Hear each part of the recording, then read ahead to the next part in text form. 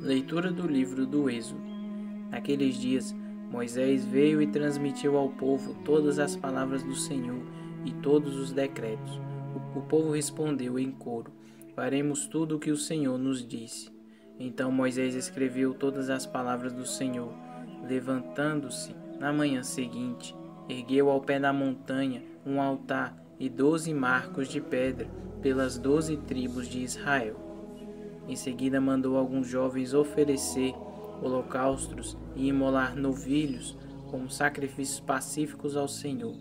Moisés tomou metade do sangue e o pôs em vasilhas e derramou a outra metade sobre o altar. Tomou depois o livro da aliança e o leu em voz alta ao povo, que respondeu: faremos tudo o que o Senhor disse e lhe obedeceremos. Moisés então, com o sangue separado, aspergiu o povo, dizendo: este é o sangue da aliança que o Senhor fez convosco, segundo todas estas palavras. Palavra do Senhor. Graças a Deus. Salmo responsorial 115. Elevo o cálice da minha salvação, invoco o nome santo do Senhor. Elevo o cálice da minha salvação, invoco o nome santo do Senhor. E poderei retribuir ao Senhor Deus por tudo aquilo que Ele fez em meu favor. Elevo o cálice da minha salvação, invocando o nome santo do Senhor.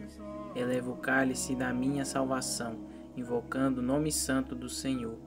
É sentida por demais pelo Senhor a morte de seus santos, seus amigos. Eis que sou o vosso servo, ó Senhor, que nasceu de vossa serva. Mas me quebrastes os grilhões da escravidão. Elevo o cálice da minha salvação, invocando o nome santo do Senhor. Por isso ofereço um sacrifício de louvor, invocando o nome santo do Senhor. Vou cumprir minhas promessas ao Senhor, na presença de seu povo reunido. Elevo o cálice da minha salvação, invocando o nome santo do Senhor. Elevo o cálice da minha salvação, invocando o nome santo do Senhor. Leitura da carta aos Hebreus.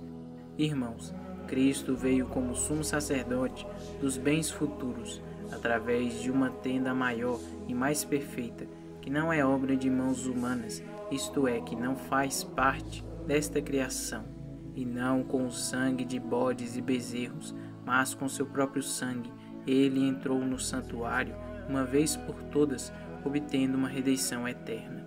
De fato, se o sangue de bodes e touros e as cinzas de novilhas espalhadas sobre os seres impuros o santifica e realiza a pureza ritual dos corpos, quanto mais o sangue de Cristo purificará nossa consciência das obras mortas, para servirmos ao Deus vivo, pois em virtude do Espírito eterno, Cristo se ofereceu a si mesmo a Deus como vítima sem mancha. Por isso ele é mediador de uma nova aliança.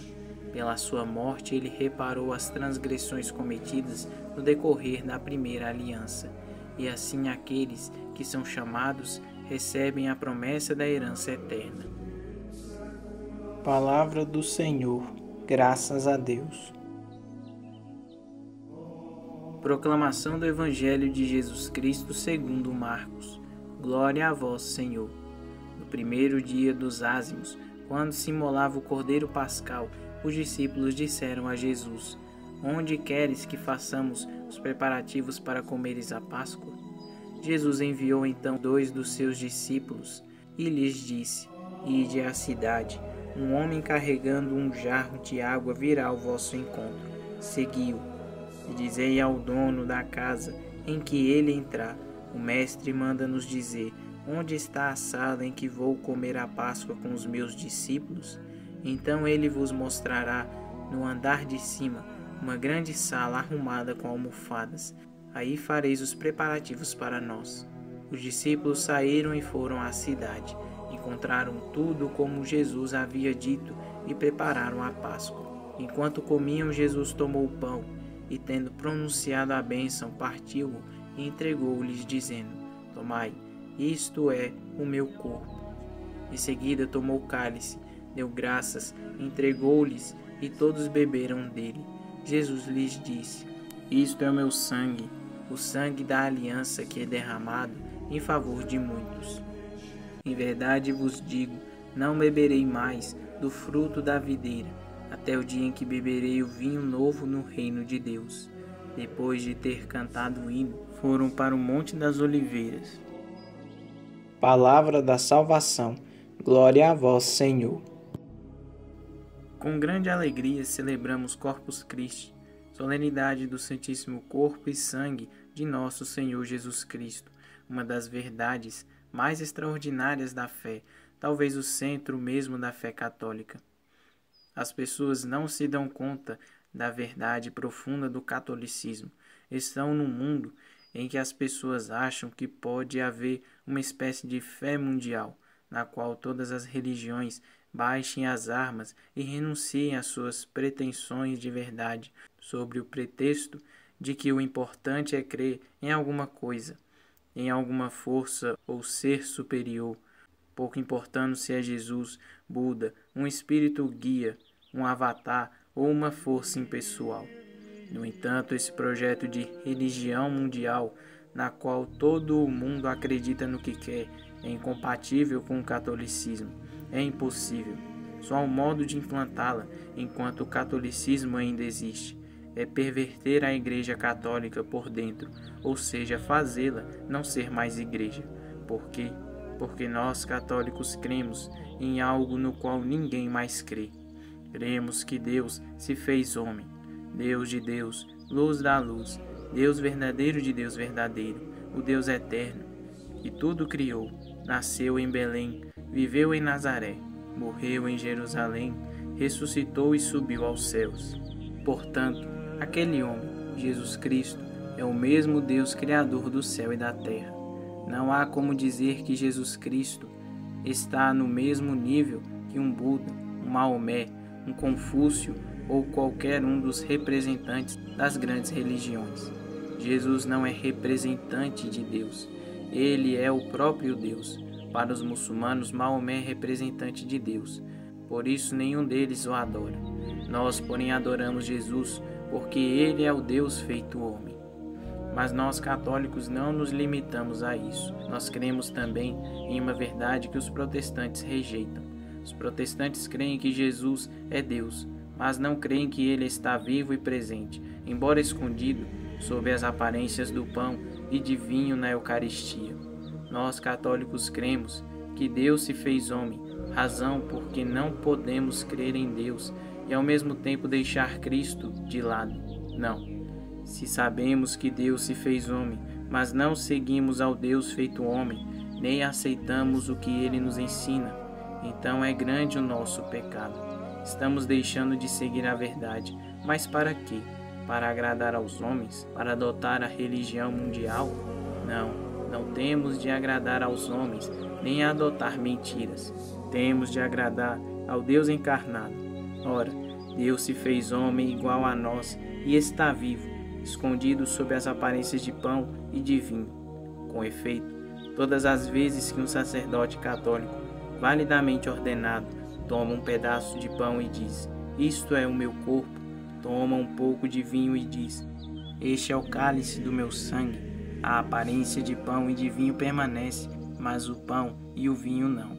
Quem passa a estar presente é Jesus vivo e verdadeiro. Ora, se Deus está verdadeiramente presente na Eucaristia, mas nós sabemos disso, não caímos de joelhos diante dele, então desprezamos uma verdade sublime e salvadora, viramos as costas para a verdade que nos salva. Quando celebramos Corpus Christi e fazemos procissões com o corpo santíssimo de nosso Senhor, seja pelas ruas da cidade, seja dentro das nossas igrejas, estamos levando Deus para passear. Deus põe-se ao nosso lado para passear conosco, como no jardim do paraíso. Como outrora, como Adão e Eva à hora da brisa da tarde, Deus anda conosco, Deus está ao nosso lado como amigo. Como então é possível que passemos indiferentes diante de uma igreja? Como é possível que saibamos que Jesus está no sacrário só por nós e para nós, e não vamos visitá-lo? como não fazer atos constantes de adoração e veneração, para viver e conviver com esse, que é o maior e o melhor de todos os nossos amigos? Eis o mistério que a Igreja Católica guarda com grande zelo e amor, até o derramamento do próprio sangue. O Brasil nasceu defendendo esse grande mistério da fé.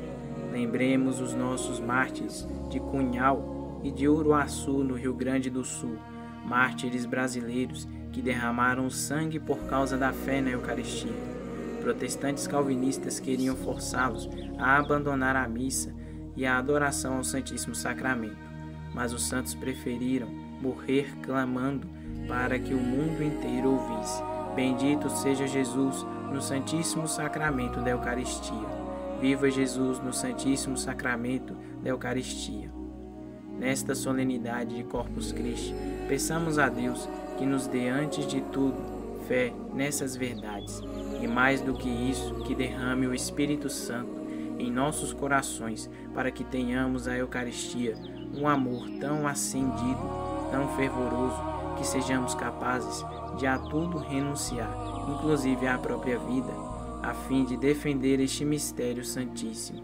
Não cedamos às modas do momento que querem perverter a Igreja Católica por dentro, forçando-a a adequar-se aos ideais desta falsa religião que a todos abarca, que a todos engole, que a todos escraviza. O mundo quer que nós católicos acreditemos que Jesus está simbolicamente presente no pão e no vinho, que Jesus, na verdade, não é Deus feito homem, mas uma simples metáfora ou comparação simbólica para dizer que Deus está em todos os homens, ou que todos eles, no fundo, são filhos de Deus. Que na Eucaristia fazemos simples memória do ideal de Cristo.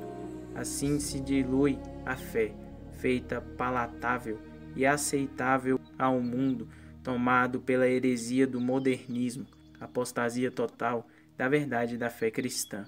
A solenidade de Corpus Christi é verdadeiramente uma festa católica. Que hoje tenhamos no calendário nacional um feriado para celebrar é algo quase milagroso.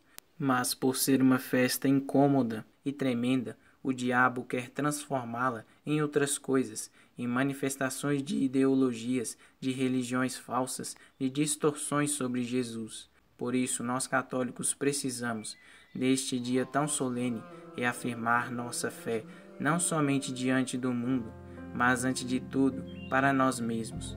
Pertencemos, de fato, à mesma Santa Igreja, à divina religião professada pelos mártires de Uruaçu e de Cunhal. Nós, católicos brasileiros, cremos na vocação do nosso país, nascido à sombra da Santa Cruz, quando no dia 26 de abril de 1500, pela primeira vez, o Frei Henrique de Coimbra ergueu a Santíssima Hóstia consagrada debaixo dos nossos céus, abençoando nossas florestas e praias.